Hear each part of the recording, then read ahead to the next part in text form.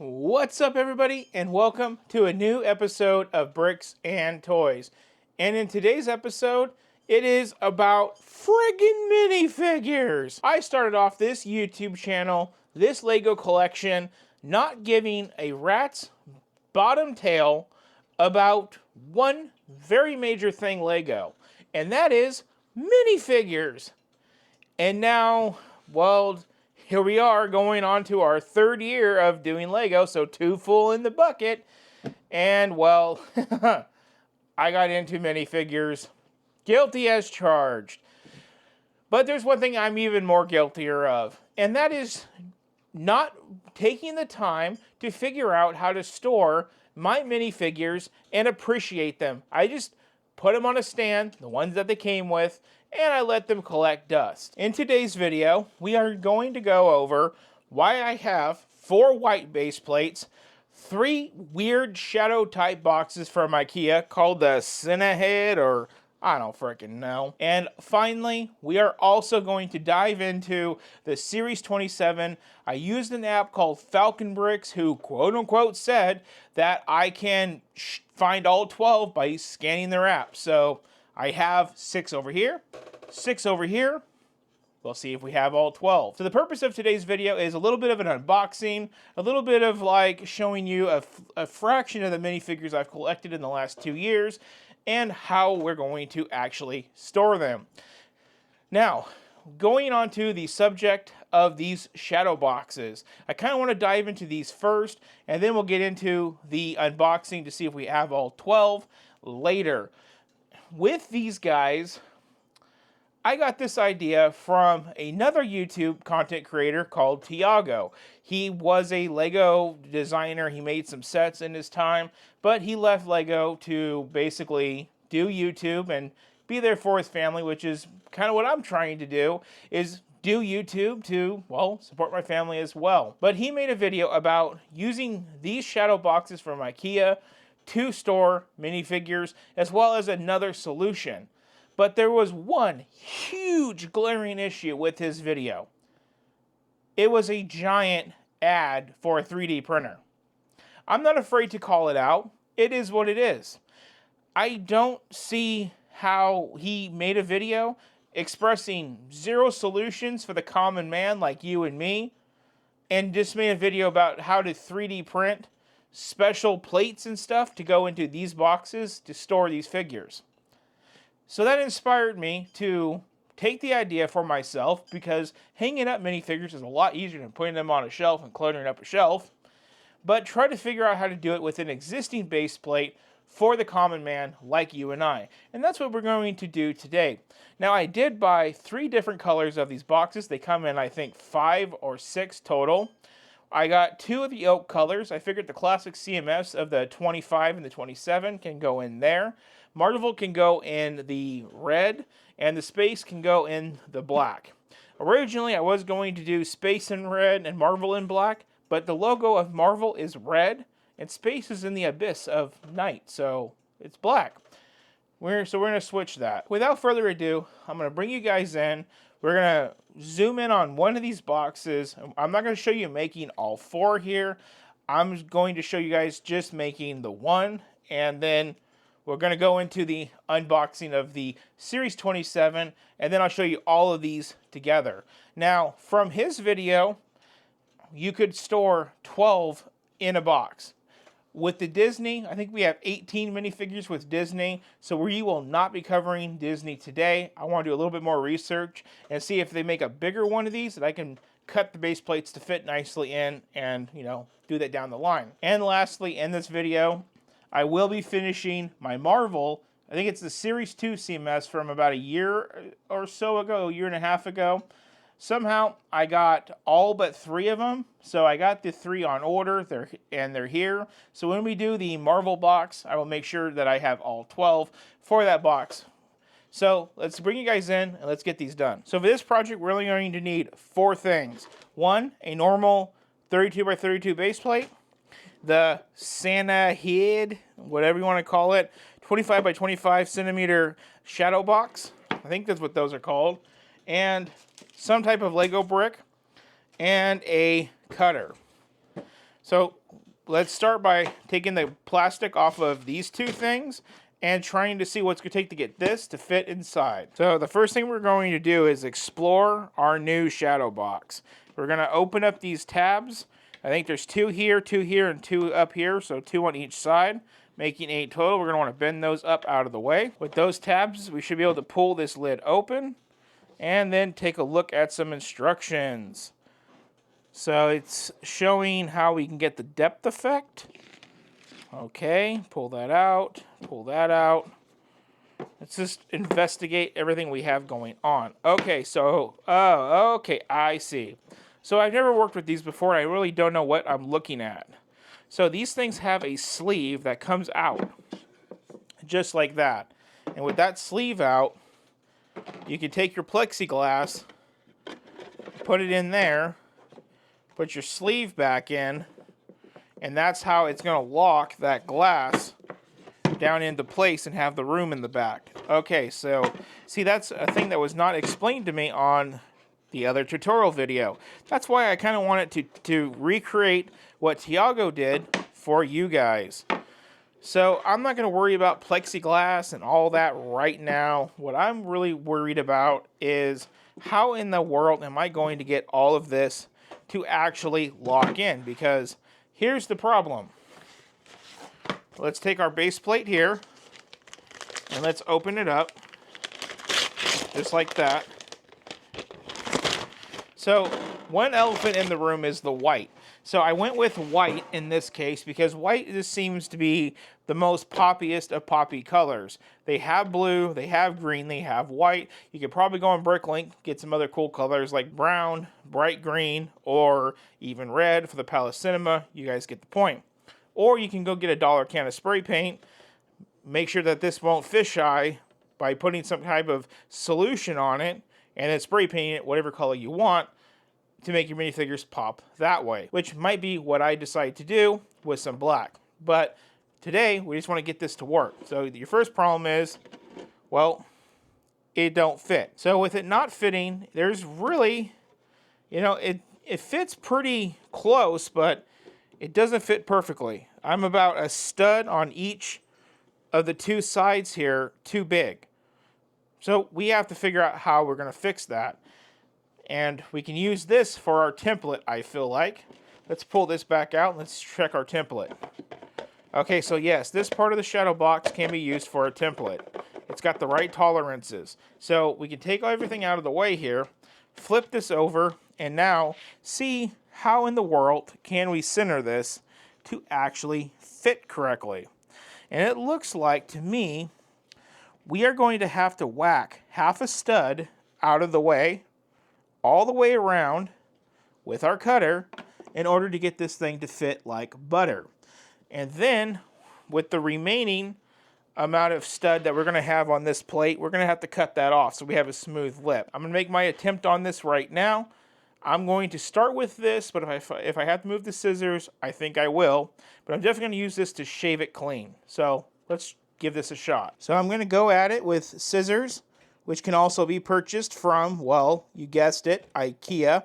And I'm going to keep it lined up at least at the halfway point of all of these studs. So now we have 2 of our sides cut. We get these cool little rolls of Lego, but then I'm over here thinking, I just had an epiphany. What if we cut the studs first, and we cut it in the center of the holes, and thus make a better cut our next 2 sides? Let's try that theory out. Okay, so trying out that theory, I can tell you, it's a little bit too much on a razor blade, even as sharp as mine, to actually do it like that. It's going to take a lot more work, I feel like, to cut off a whole stud versus just a half. So, good idea, but maybe a little bit too much work, but I do advise if you have that much time and enough razor blades, maybe that might be the best way to go. Okay, so now we have all 4 sides cut. Now let's shave off those studs. Okay, so one hell of a mess later, we have a rough product. This is going to create a huge freaking mess to do. So we now have our half of our stud cut out. We have everything shaved. We did a couple passes to make sure that it was pretty smooth. I'm not going to be too worried about smoothness, as like I said, a lot of this should hide. Now I want to get my template, and I kind of want to just size it up, and you know what? It looks really freaking good. Now let's get our shadow box, and let's see how good of a job we actually might have done. And it fits. That is incredible. Now, looking at it, I'm actually really impressed, everybody. Look at that. Will you look at that? So you are going to have a little bit of an alignment issue. So we're going to kind of want to see if we can remedy that somehow so it looks perfectly straight. Studs are something I am going to be anal about. But you know what? It seems like it lines up pretty good. You don't see any of the wax studs. You didn't need a $400 3D printer to get that result. You just needed some cheap razor blades and a razor blade cutter and a $10 box and a $7 base plate. Let's go put some minifigures on this and see what happens. So since I'm doing the black shadow box, we're going to put our Series 26 Space Figs up in here. I really like these minifigures, and I'm really hoping with the depth of a shadow box, we can get a lot of their accessories to fit in with them, like their weapons and their blasters. Here we have the sleeve of the shadow box, and as you can see, that should not be a problem at all. So how are we going to get these guys to stick to the plates? Well, let's get into that. So we're going to want to put them in something like this. We're going to lose these cool little little tiles with the little, printed on them. But that's just a slim problem. The bigger problem is getting all these guys to fit in here with their accessories. I'm thinking 3 rows of 4, perhaps. That might be the trick that does it. So let's take a look. There's so many little tiny parts. We might have to go through our one-piece buckets to get everything, to get these things fastened. There's a little bit of an issue with the accessories I didn't really count on, but I think we can work around it. Now, I'm not going to really worry about the numerical order of these figures. It's not really necessary to me, but we're going to line them up something like this. So I'm going to take a little bit of time, and I'm going to get this figured out, and I'll be right back showing you everything that I did. Okay, so going through thousands of tiny little parts and stuff, I think I'm just down to one last minifigure, and that's going to be our space guy over here. I'm trying to figure out how I'm going to get him adapted to the board, because he has a large little pack here. But I think I'm just going to use these spacers from the Batman set to get him in. Gosh. Yes, I've already stabbed my finger once, and no, it did not feel good. Okay, I'm going to space him up like that. And then stick him down. Just like that, ladies and gentiles. There we are. Now, we do have some little loose pieces we have to be careful for, like his cooking stuff. We'll get that later. But there we are. So using all of your spare parts from all of your Lego builds does come in good use to do this project. Using the brown bricks, we got the majority of all of these guys stuck to a board. Using a lot of these little gray with the hollow holes, we were able to get these guys all stuck in. I did put these guys down one lower because of all the spacing on their feet. But yep, you can definitely do this. Now let's stick it in a shadow box and see what it looks like. So going back to our shadow box, we're going to want to now peel off our films. So we're going to have our glass laid in, our spacer put in. Now with that done, I'm going to want to keep it upright. And I want to lay in my figures. Now remember, I got to get that ice cream or whatever that whipped stuff is into the hole. And we're going to want to lay our minifigures on in. Tell me guys, how is it looking? Now, to add some rigidity, I am going to stick all this paper and junk back in here, just to fill in some space and get extra tension, so it does not move around too much. There we are. And then we're going to want to check our orientation of our hook, and make sure our hook is ready to go in the right direction of the items. And tell me guys, does it look good? Because I am now fastening the 8 little pry tabs, securing in our first shadow box. Let's take a look. Wow. Now, does that look great or not? I think this project came out exceptionally well. So tune in to the end of the video where I get the rest of them, minus the Disney ones, done just like this. But now, let's move on to unboxing that Series 27 series of minifigures. Okay, now on to our Series 27 minifigures. And then, we'll shadow box these guys too. Let's see if we got all 12 of these 12 new incredible minifigures. Let's go. Starting off, we have the Wolfpack Beastmaster. Now, this one is actually a funny story.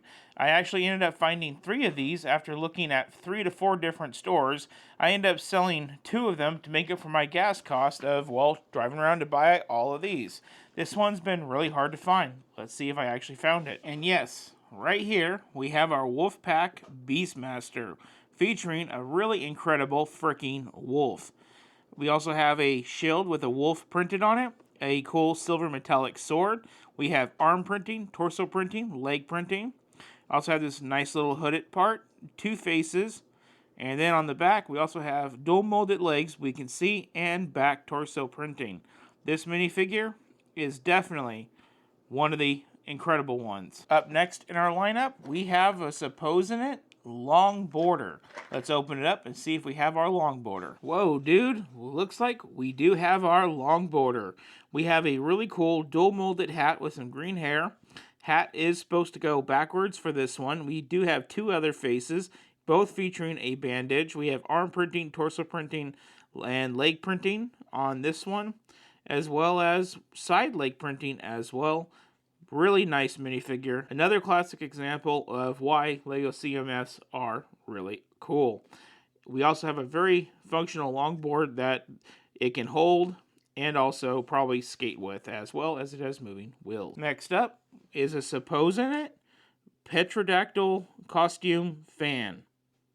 I think I said that right. Let's find out if it is. Okay, so here is our Petrodactyl, whatever the hell you want to call it, costume fan. Now this one is 50-50 down the middle. I'm going to already say it's a win based on these molded arm pieces alone. Instead of putting a shell over the torso like they do normally with costume, or even Chewbacca's for that matter, this one actually has a special printed piece, or molded piece, right here, with print on both of them for that wing look. That is a really special touch, and again, another example to why CMFs are so special and so cool. A lot of detail goes into these, a lot of special minifigure parts, maybe parts we could find later down the road in some very needed sets. We also have leg printing, torso printing, also got head printing, 2 faces, but then on the back, it is very lackluster with absolutely no printing whatsoever. I kind of would have liked to maybe seen some printing to carry on that petrodactyl look, or however you say it, but you know what? I'm going to say it's a win just based on those molded arm pieces alone. Next up is supposedly a Bogeyman. Boogeyman? Isn't Boogie 2 O's, not 1 O? I don't know. If it's Bogey, let me know in the comments. If it's Boogie, let me know in the comments. Let's open it up and let's see if it is the Bogey/Boogie Man. And yes, we do have our Bogey/Boogie Man. Comes with a printed book that says Boo.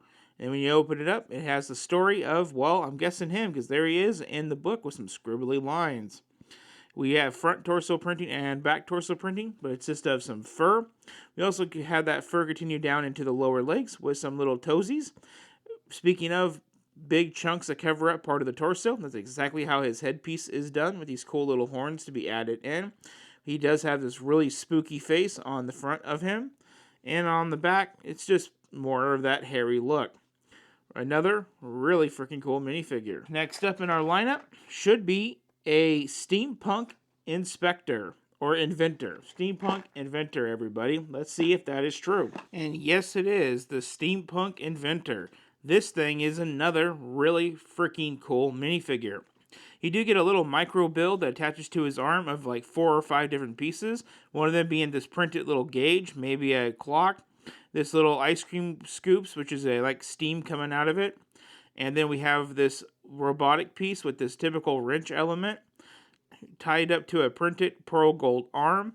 Maybe this is a mechanical arm, and that's his gauge of like the pressure it takes using steam to operate it. Or it's a time machine device. Who knows? I'm going to say steampunk inventor used steam to invent himself a mechanical arm. We have front torso printing, front leg printing on dual molded legs, more arm printing on this arm, and we have back torso printing on his hat. We do have dual molded light and dark brown with that printed goggles on there. He has one face, and that is all. This thing is another cool figure. Coming up on number 6 is going to be the Jetpack Racer. As before, let's cut it open and find out if that's true. And that is confirmed Jetpack Racer. This guy has leg printing, torso printing, arm printing, helmet printing, dual molded helmet with the translucent red and the white. We also have a little jetpack build right here with the trans blue element cone going down with the red on the top. He has printing on the side of his legs. It says Octan. There is his arm printing. He does have two faces. One looking with his actual grin, and the other one just with his whole mouth covered up. That is our halfway point. Let's continue on. We should have a astronomer kid. Let's cut it open and let's find out. And yes, we have astronomer kid. We have a torso print on the front, a little telescope build, but what's really cool about this is the prosthetic hand. We have a nubby for a arm, and then we have this little blue piece that we can stick on that little nubby, creating the rest of his arm. Let's see how this goes on. Buckles right in, not too hard. And there we have Astronomer Kid with a special disability. Pretty freaking cool. No other printing on the entire body. I guess the trick of this one is just that prosthetic arm, and that's why it's pretty simple. He does have two different faces. Next up is supposed to be the hamster costume fan. Let's open it up and let's find out. And yes, we do have the hamster costume fan. He does have two faces, torso printing, dual molded arms, pink hands, dual molded legs, pink little printed toes, dual molded head, and all this dual molded is to make the white and the brown, printing of eyes and the nose on the head, with a printed little 1x1 dot of maybe some vegetables. On the back, he does have a little bit of a print of a little bit of a tail. Really cool figure, I'd say. In a few years, when this kid grows up, he'd be ready to go to the furry convention. Next up on our minifigures is Cat Lover. Let's find out if it's actually in the box. And yes, we do have the Cat Lover. He has white fur on his legs to coincide with the white cat build right next to him. Looks like some type of Shiba type cat. He does have torso printing of a cat sweater with arm printing on both arms as well as the back. Legs are just a blue color. He does have a little ball of yarn. He does have two faces. One looks like he's kind of hyper. This one looks like he's a little disorientated from playing with the cat. Or maybe he's allergic and he's having an allergic reaction to the cat. Let's continue on. Next up, we should have our plush toy collector. That is a really weird name for a minifigure, but let's see if it's in the box. And yes, we do have the plush toy collector. Mostly purple, but we have leg printing, torso printing, side printing on the arms, back torso printing. Looks like she is wearing some type of sweater with like some furry little ears. Maybe she's trying to make herself into her own plushy furry toy. Then we have a different arm printing on this arm. She does have two faces. Pink little hairpiece. And then we have these two printed little characters in blue and green. I'm going to guess those are like her little plushies. And very odd minifigure, but this one kind of reminds me of my oldest daughter. She's kind of weird like this. Then there was two, everybody. Next up should be the Pirate Quartermaster. Let's see if that's what's in the box. And yes, sirree, we do have our Pirate Quartermaster. We have dual molded legs with an upper print. We have a little fabric skirt going all the way around. Then we have dual molded arms with print right there. We also have torso print. Dual molded arms with a print on this side as well. Back torso print. Does have two faces, dual molded head to have this like hair in a bow effect. We have a nice little pearl silver sword with this, looks to be possibly dual molded for the yellow hair, but printed face and stuff, bird. Really cool pirate minifigure. And lastly, everybody, Stupid Cupid. Let's see if that's who's in the box. And yep, finishing off the set is going to be Cupid. We have two faces, one with the hearts in the eyes, one without. We got the blonde little hair. We have a white torso with a front print.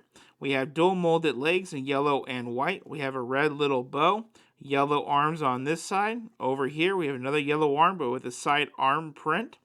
On the back, we have this cool little stationary wing element with back torso print. And that is our Cupid. And everybody, welcome to your Series 27 minifigures. And there they are in all of their glory, coming on in. Such a wide variety and different types and categories of characters. Magnificent.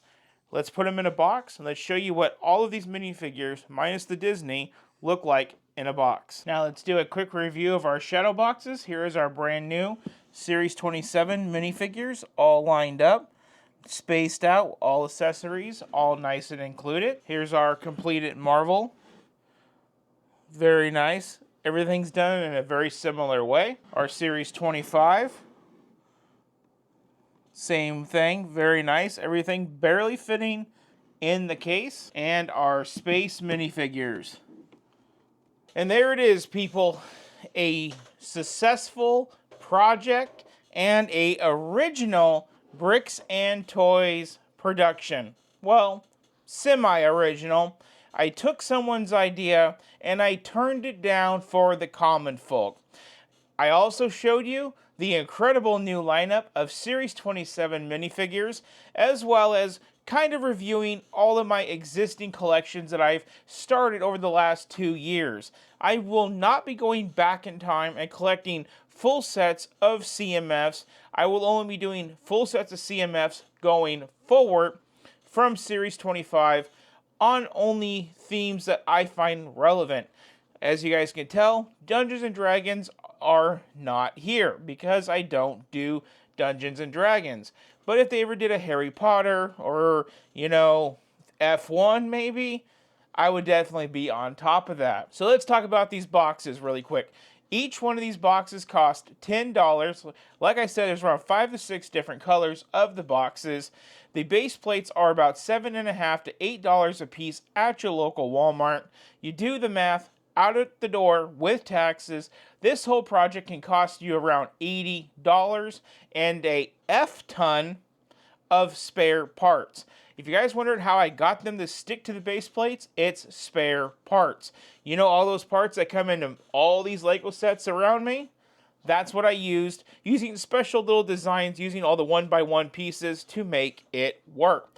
Finally, there's a use for all of those spare pieces. Spare parts, 80 bucks, boom. Now, going back to Tiago's original idea, this is where it's so stupid that he did what he did. He made an ad to sell you a 3D printer in order to achieve this $80 project. If you were to do it Tiago's way, the Bamboo Lab A1 mini printer is $349 USD. It's on sale at that price, normally $459. I got the other one, the bigger one, because you got to use the small one for this piece and the big one to make the base plates. This is stupid, people. $489 USD on sale, normally $559. That's the Bamboo Lab A1 3D printer. So they're both A1 3Ds. One's a mini, one's a normal size. Plus you guys got to buy the plastic, buy all the stuff to do it, figure out how to put the software on your computer, and probably have to pay for a subscription fee to make it work, if not pay a licensing fee to the creator of the original base plate, which is Tiago himself, for figuring it out. Why? Why would you spend over $1,000 in 3D printers and stuff, not to mention going to IKEA, gas money, buying the boxes, all of that, to do this? What and who in their right mind would spend so much money for a 3D printer just to do what he did in his video, when you guys can do exactly what I did, Get a 32 by 32 base plate, cut it halfway around every of the outside edging studs, then slice the rest of those studs off, and then stick it in the box. Do you guys see any bad lines in any of these boxes? No, you don't. And that's because there's a piece of wood that goes around. It covers up those little C's you get when you cut half of the studs off. And $80 is the perfect price for a project like this. Now, being more exact, that's my cost. To you guys, you may have the base plates laying around. So all you need is $10 to get a set of 12 in a box. That's not bad. You don't need a $500, $400, $300 3D printer to do it. Now, if you got the 3D printer, gung-ho, go ahead, do it. I think it's a cool idea. But most common folk does not have a 3D printer. I asked a lot of people today, do you got a 3D printer? Nah, bro. You know anybody that does? Nah, bro. Do I got a 3D printer? Obviously not. Do I know anybody? Still looking for someone that has one. I do want to touch back just for a brief second on the Series 27 because this whole project kind of overshadowed the Series 27 minifigures. So I kind of just want to go back. $5 a minifigure, $60 for a set. That Wolfpack Beastmaster, it was the hardest one to find. Like I said earlier, I did end up finding 3 in a row after going to 4 different stores. I sold 2 on eBay. I think I made like 15 bucks profit after shipping and all that, doing it. I consider that $15 gas money I made back. I don't know why one minifigure is so hard to find when out of all of these, they were all pretty easy, minus the Marvel CMFs. That's why I just got the last 3 of those missing in today to do this project. But nowadays, with the scanners, we can easily figure these out. And I don't know why one's so hard to find, but I'm very glad that I have all 12 of these. And I think there's so many cool pieces. I never would think a special collection of minifigures could be actually really unique, but that's the whole point of the Lego CMFs. They put extra detail than they would for ones in sets to showcase that they are making new molds for special needs and all of that, and it's really freaking cool. Last year, we got a lot of earpieces. Today, we got minifigures with nubs because they weren't born with hands or they lost their hand, and there's a prosthetic hand that goes on it. Lego's just adapting, and that's why we do CMFs, is because it's so cool to see all the new pieces, all the adaptability, all of the diversity. It's just awesome. And now I don't gotta take up shelf space for these. So what's next? Definitely more base plates, more shadow boxes. I got advent calendar minifigures from Harry Potter, Marvel, Star Wars. I got random CMFs from throughout the years that I want to buy, finish buying. I got some already. I'm going to be doing probably dozens and dozens and dozens of these shadow boxes in my free time as I get the money to do so, because each one of these does cost around $18 to $20 a piece to do. But they're an awesome investment and the chef's kiss to these minifigures. And like I said, it gets it off the shelf. So with that, thank you guys so much for watching.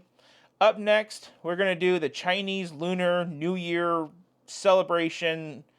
I don't know what the hell I'm doing with this video, but it's going to be of the bamboo plant and the lucky cat. So be sure to check out that video in the next couple of days. If you guys want to support the LEGO channel, there's multiple ways to do so. Number 1, hit that thank you button, leave a small donation, helps us get shadow boxes, LEGO sets like you see all around us, LEGO CMFs. Equally as important to monetary value is just hitting that subscribe button and following along with everything that we do here. That majorly supports the channel and doesn't cost you anything to do so. Equally as important, share this video with your friends. Maybe they're looking for a solution just like this, and they saw Tiago's video, and they're like, well, I'm stuck $500 for a printer and IKEA boxes, I'm never going to do it. Well, guess what? You can. So, share the video with your friend, hit the like button, the thumbs up, you know how it goes. Thank you so much for watching. Y'all have a good one.